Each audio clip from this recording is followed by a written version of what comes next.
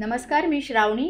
बातम्यांच्या लंच बॉक्समध्ये आपलं स्वागत. आरबीआयनं मुंबईतल्या सर्वोदय सहकारी बँकेवर कारवाई करत आर्थिक व्यवहारांवर निर्बंध घातले आहेत.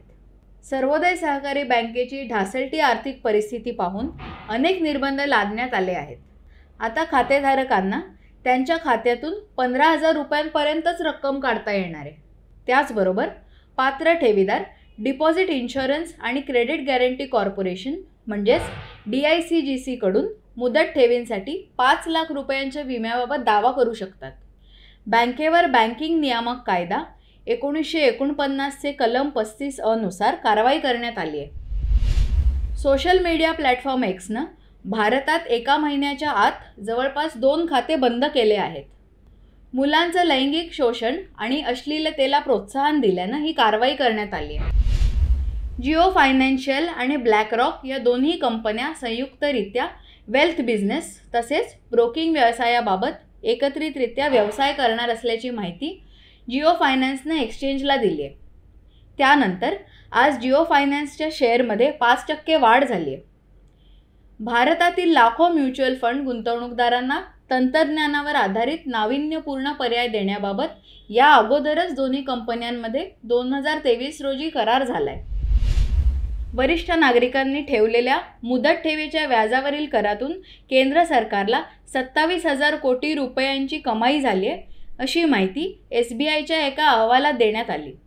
2023-24 या आर्थिक वर्षात मुदत ठेवींमध्ये 143% वाढ होऊन 34 लाख कोटी रुपयांच्या मुदत ठेवी बँकेत जमा आहेत. तर 5 वर्षांपूर्वी 14 लाख कोटी रुपयांच्या मुदत ठेवी बँकेकडे जमा होत्या. किरकोळ आणि MSMEंना कर्ज देताना बँका आणि बिगर बँकिंग वित्तीय संस्था म्हणजेच NBFCना व्याज आणि इतर खर्चाची माहिती ग्राहकांना द्यावी लागणार आहे.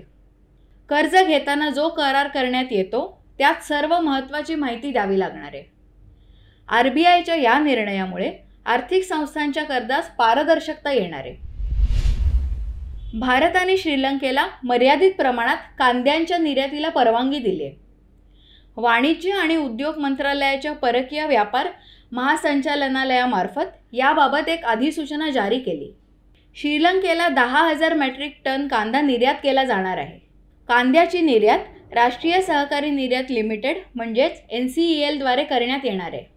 दरम्यान भारत आणि मालदीवमध्ये वाढत असलेल्या तणावाच्या पार्श्वभूमीवर मालदीवला अत्यावश्यक वस्तूंची निर्यात ठराविक बंदरातून केली जाणार आहे. मुंद्रा, तुतीकोरियन, न्हावा शेवा आणि ICD तुगलकाबाद या बंदरातूनच अत्यावश्यक वस्तूंची निर्यात मालदीवमध्ये होणार आहे. बातम्यांच्या लंच बॉक्समध्ये आज इथेच थांबूयात. पाहत राहा मनी 9 मराठी.